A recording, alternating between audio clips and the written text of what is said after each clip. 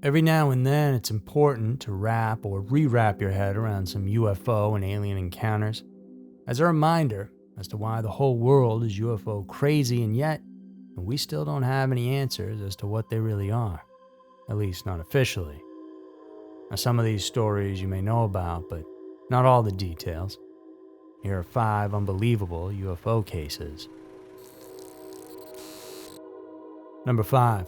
The day UFO chased a jumbo jet.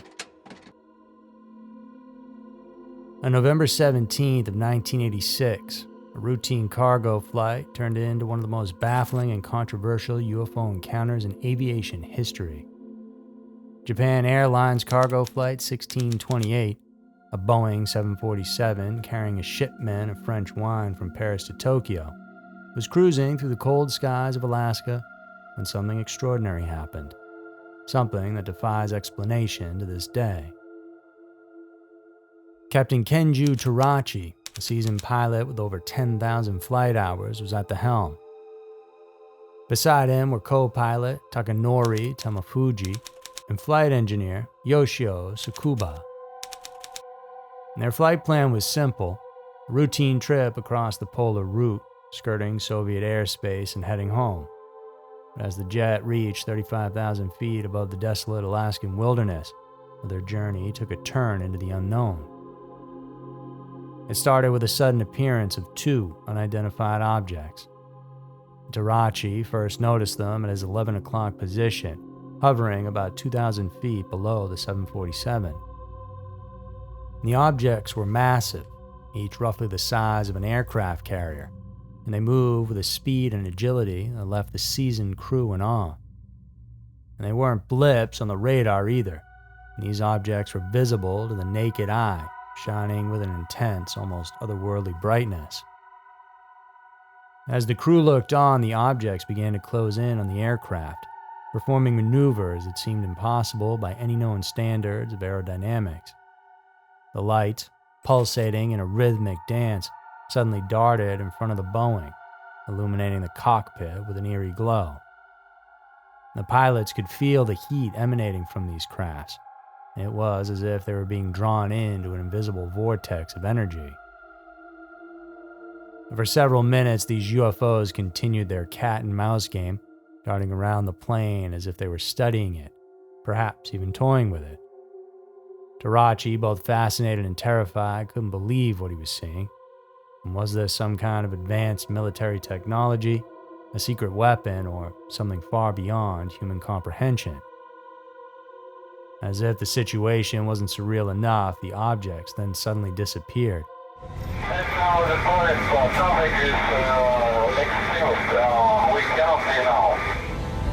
Only to be replaced by something even more perplexing. A gigantic, walnut-shaped craft, roughly the size of 2 aircraft carriers. And this one was like the mothership of the 3 crafts, as if the first 2 were doing reconnaissance before giving the go-ahead for the larger one to come take a look. Captain Terachi reported the sightings to Anchorage Air Traffic Control.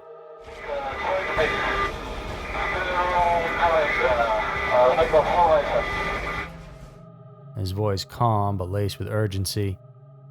And they wouldn't have believed them about what was happening, except radar operators themselves confirmed it, as they too could see the strange craft shadowing the jumbo jet.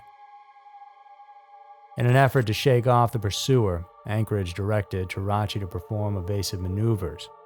The 747 descended, banked, and changed course, but the UFO remained locked in, mimicking their every move. For 50 long minutes, the strange encounter continued, and Terachi and his crew were helpless, seemingly trapped at 35,000 feet. But then, without warning, the craft vanished, dissolving into the blackness of the night sky. The radar screens went blank, and the Boeing was left alone in the skies. When Flight 1628 finally touched down in Anchorage, Captain Terachi provided detailed sketches, descriptions of the movements, and a minute-by-minute account of the encounter. But what followed was an all too familiar story, a government cover-up. The FAA conducted an investigation and their findings were inconclusive. and some officials dismissed the sightings as a misidentified military exercise or rare atmospheric phenomenon. Others suggested that the crew had simply been experiencing fatigue or hallucinations, but Tarachi knew what he had seen, and so did his crew. The story was leaked to the press, and the world was captivated, but as quickly as the story gained traction, it was buried. Tarachi was grounded, his reputation questioned, and the incident faded into obscurity, becoming just another footnote in UFO lore. Number 4. The Exeter UFO Incident. It was just after midnight on September 3rd of 1965 when 18-year-old Norman Mascarello, recent high school graduate, found himself walking along a dark, desolate road near the small town of Exeter, New Hampshire. Hitchhiking his way back home, Norman was no stranger to the rural landscape, but that night, something was different. The air was heavy, and an unsettling quiet enveloped the countryside. As Norman made his way along Route 150, a sudden intense light pierced through the darkness. I got right over to this stone over here, I'd say close to this stone wall, and this is when this thing appeared, and it was like it came out of nowhere. I was just zap. All of a sudden, there it was, big as a house up over these trees. At first, he thought it was just a truck with its high beams on, but as the light grew closer, he realized it was something much bigger than that. The light was so blinding that it illuminated the entire field next to him. In panicked, Norman dove into a ditch, hoping to hide from whatever it was coming towards him. And that's when he saw it. A massive object, pulsating with an intense red glow, hovering silently just above the treetops. The craft moved slowly, almost deliberately, as if it was searching for something or someone. And frozen in fear, he watched as the craft seemed to glide effortlessly through the night sky, making no other sound than a low, almost imperceptible hum. The encounter felt like an eternity, but in reality, it lasted only a few minutes before the craft suddenly shot off into the distance at an incredible speed, vanishing into the night. Norman sprinted to the nearest farmhouse where he banged on the door, pleading for help. The family let him in, and after hearing his frantic story, whether it was real or not, they called the Exeter police. Officer Eugene Bertrand, a veteran of the Exeter Police Department, responded to the call. Initially, he was skeptical, of course. After all, stories of flying saucers and little green men was the stuff found in pulp magazines, not serious police work. But when he saw the genuine terror in Norman's eyes, well, he knew he'd actually seen something. Bertrand decided to take Norman back to the scene of the encounter, and what they would find there would defy all logic and expel any doubt the officer had about the authenticity of the young man's claims.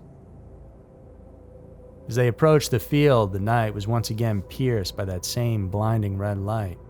They walked out into the field, and Norman yelled, "Look out, here it comes," and up over the treetops comes this object right at them with the red flashing lights. And it come up over the tree line in this direction. Officer Bertrand watched in disbelief as the enormous, glowing object hovered silently above the trees, just as Norman had described. And backup arrived in the form of Officer David Hunt, who also saw the craft cast an unnatural light across the landscape. And then, just as before, it vanished in the night without a trace. By the next morning, word of the strange encounter had spread like wildfire through the small town. The officer's account, combined with Norman's terrifying experience, gave the story an air of credibility that was impossible to ignore. And soon the press picked up on the story, and the Exeter UFO incident became a national sensation. Investigations by the U.S. Air Force, civilian UFO researchers, and even astronomers couldn't fully explain what had happened that night.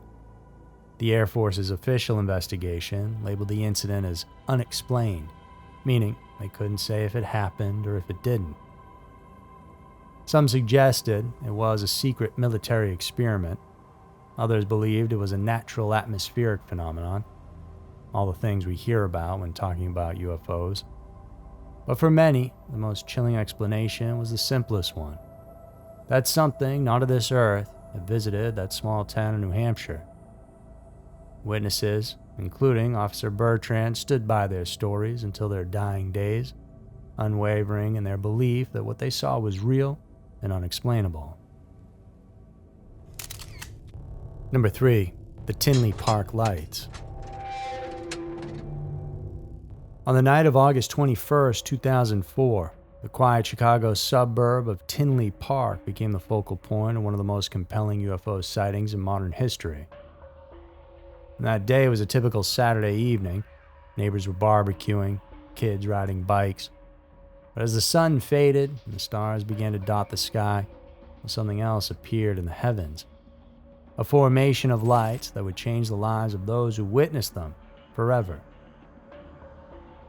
At approximately 8:30 p.m., the first reports began trickling in. 3 red orbs, forming a perfect isosceles triangle, hovered silently above the town. They didn't blink like airplane lights do. They didn't move in a way you'd expect an aircraft to move. And most disturbingly, perhaps, is whatever this was made no sound at all. And for nearly 30 minutes, hundreds of witnesses watched in awe, some in fear, as the lights remained eerily still. And calls flooded the police station, and eyewitnesses described the lights as being almost hypnotic, their deep red glow unlike anything they'd seen before. Despite the overwhelming number of reports, the official explanation remained frustratingly vague. The FAA claimed there were no scheduled flights in the area at the time. Military officials denied any exercises or tests, and meteorologists offered no natural explanation, so what were they? Then, just as the mystery seemed to be fading off of people's radar, the Tinley Park lights made a shocking reappearance. On October 31st, 2004, Halloween night, which is fitting, the lights returned. This time, the encounter was even more intense. Witnesses described seeing them hovering lower and closer to the ground, almost as if they were watching the people. As children went door to door in their costumes, the skies above were filled with the ominous glow of these strange orbs. And something weird this time around was that several witnesses reported feeling an overwhelming sense of dread, primal fear that seemed to emanate from the lights themselves. And some even claimed to have experienced missing time, a common phenomenon in alleged alien encounters. They looked at their watches to find that minutes, sometimes hours, had slipped away, unaccounted for. Oh my God, I just saw the most amazing thing in my life. I have no clue as to what to believe it could be. Could be anything. I would have no idea. Was it a case of mass hysteria, as everyone was primed because of the August sightings, or did something far more otherworldly actually occur? The lights were to show up again on September 30th of 2005, and once again on Halloween night of 2006. Seen by multiple people, and even photographed, this time many claim these lights weren't separate, but part of a single triangular-shaped craft, with the lights positioned at each corner. The object moving silently before it suddenly vanished without a trace. And this was a close encounter of the second kind, an encounter with an actual physical object. As the images spread, it reignited the debate. What were the Tinley Park lights? This was something unusual. Was it flares on balloons? I mean, if you want to believe that, that's fine, but it's an absolute lie. To this day, they remain one of the most perplexing UFO mysteries in history. Despite numerous investigations and countless theories and the passage of time, the truth remains elusive. Perhaps the answers lie in the skies above, waiting for us to discover them. Or perhaps some mysteries are never meant to be solved. Number 2, the Hudson Valley. In New York's Hudson Valley, something extraordinary and unsettling began to unfold here in the early 1980s, as the skies became the stage for a series of multiple mysterious events that had witnesses questioning the very foundation of reality itself. It began on the evening of March 17, 1983. Just after sunset, something unusual caught the attention of a few onlookers. In the darkening sky, there was a light, not just a single one, but a series of lights arranged in a distinct V shape, moving almost gracefully across the sky. At first, the witnesses weren't sure what they were seeing, but as the lights continued to move, completely soundless, it became clear that these crafts, or whatever they were unlike anything anyone had seen before. The calls began to flood the local police stations, and people from all walks of life, farmers, teachers, lawyers, shopkeepers, and local officials, all reported seeing the same thing. Oh, good God. I don't know. Not quite. I'm going to tell you something, honey. I don't know what the hell it is. We all came out over here at the road. We looked up at I-84, and we saw this huge object just hovering over the truck in kind of a shape of an L, with all lights, like a city of light. A massive, boomerang-shaped craft adorned with rows of lights. And perhaps the craziest aspect about the Hudson Lights is that this wasn't a one-off event. The sightings continued from there, seemingly becoming more and more frequent as people began to look up often with the news of what was happening. And from the small town of Kent to the bustling streets of Peekskill, people were seeing this mysterious craft almost nightly. One particular strange account came from a group of night fishermen at the Croton Reservoir. As they cast their lines into the water, the sky above them lit up with the same familiar V-shaped formation. This time, the craft descended lower, closer to the ground, till the men could see its underbelly. A massive, dark surface with no visible seams or rivets. It was, in their words, like nothing made by human hands. And Croton is close to the Indian Point power plant, which sits just off the river. It was a nuclear plant that is closed now, but back then provided 25% of New York City's power. There's long been a connection between power plants, weapons facilities, and UFO sightings, as if these otherworldly crafts are inspecting what it is we're doing down here on Earth. In June of '84, this V-shaped craft, which, according to reports, was roughly 900 feet long, hovered about 300 yards above that plant, and all the guards saw it. Of course, this was reported, but pretty quickly it got stuffed down away from the mainstream media, described as some sort of mass hysteria that had occurred among the men there. As the reports mounted, so did the skepticism. Local authorities thought it could be a secret military project, perhaps a new type of aircraft being tested by nearby Stewart Air Force Base. But the Air Force denied any involvement, and the sightings continued, seemingly unconcerned with human explanations. Despite the media coverage, both local and national, as well as various individuals and government entities looking into the case, the mystery remained. For every skeptic who claimed it was a hoax or a misidentified aircraft, there were countless others who swore by what they had seen. I looked up, and right over my head, virtually, and it wasn't far off, it was right over my head and very still, there was a rim of lights in the shape of a triangle. And then, just when the frenzy was at its peak, came a revelation that no one expected.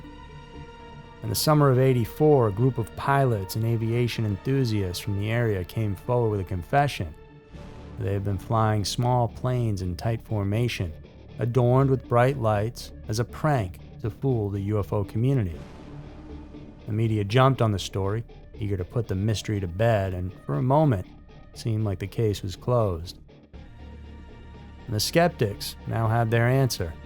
The Hudson Valley UFOs were nothing more than a practical joke taken too far. But as the dust settled and people began to dissect this new information, the cracks in the story began to emerge. For one, the pilots' formation flights couldn't account for all of the sightings. Their small planes, no matter how cleverly arranged, couldn't explain the massive, silent craft that so many had witnessed. Nor could it account for the encounters that took place on nights when these pilots were nowhere near the Hudson Valley. And then there was the issue of the witnesses, many of whom were trained observers like police officers and air traffic controllers who would not be easily fooled by a few lights in the sky. If you're a non-believer, then likely you'll take this as a reasonable explanation. But if you do believe, well then, you know that this explanation is just to cover up whatever is really going on. Number 1. The Kelly-Hopkinsville Encounter. In the rural town of Kelly, Kentucky, nestled between endless stretches of farmland, life moved at a slow, predictable pace. But on the night of August 21st of 1955, Kelly would be thrust in the national spotlight, and its name would become forever synonymous with one of the most bizarre and terrifying encounters in UFO history. And that day had been stiflingly hot, and the evening brought with it a little bit of cool air that everybody welcomed. Inside the farmhouse of the Sutton family, 5 adults and 7 children gathered, including Billy Ray Taylor, family friend who had come to Kelly from Pennsylvania looking for a taste of country living. But what Billy Ray found that night was anything but a simple country experience. And shortly after 7 p.m., Billy Ray stepped outside to get some water. As he reached the well, something above caught his eye. A bright, silvery object streaking across the sky, trailing a rainbow of colors behind it. It was unlike anything he had ever seen, and it appeared to land in a gully just beyond the edge of the property. Billy rushed back to the house, and as he burst through the door, out of breath, he excitedly told the others, "You're not going to believe this. I just saw a flying saucer land in the back field." At first, the others laughed it off, but soon that amusement turned to fear as strange lights began to flicker in the distance that they could see through the windows. And then they heard it, the sound of something moving through the trees, something that didn't belong there. Armed with a shotgun and a rifle, Billy Ray and his brother-in-law, Lucky Sutton, cautiously stepped outside. And they were countrymen used to dealing with the occasional coyote or stray dog, but this felt different, and that's when they saw it. Emerging from the darkness was a small humanoid figure, standing about 3 feet tall with glowing eyes. Its body was slick and metallic, its arms long and spindly, ending in claw-like hands. And the creature moved with an unnatural gait, almost as if it were floating, its large bat-like ears twitching at every sound. For a moment, the men were paralyzed with fear, but then instinct took over. They raised their guns and fired. The gunshots rang out across the farm, but the creature didn't fall as if the bullets had no effect. It then retreated into the shadows, and the men ran back to the house. But all this was far from over, as more creatures began to appear as if surrounding the home, and popping up at windows and scratching at doors. For hours, the family fought off wave after wave of these terrifying visitors, barricading themselves inside. Finally, just before daybreak, the creatures vanished just as suddenly as they had appeared. The Sutton family reported the encounter to the local authorities, but their story was met with skepticism. The police found no evidence of this invasion. There were no footprints, no blood, no trace of the creatures that had terrorized the family all night long. But the fear in the Suttons' eyes was real. Every single one of the people there. As real as the bullet holes in the walls and the shattered windows all around the house. News of the encounter spread, with some claiming it was a hoax, others suggesting mass hysteria, that the aliens were actually just gray-horned owls. A few believed it was a genuine extraterrestrial visitation. Years later, a new theory emerged that maybe these weren't aliens in the classic sense, but creatures from another dimension. That they didn't come in peace, nor did they come in war. They simply came by mistake, leaving behind a trail of fear and mystery that remains unsolved to this day. So there were 5 unbelievable UFO cases, and thank you so much for tuning in. If you want more content like this, remember to subscribe and hit the bell so you know when we're putting out our new content. It's 3 new episodes every single week. Thanks so much for stopping by today. I'll see you all in the next one.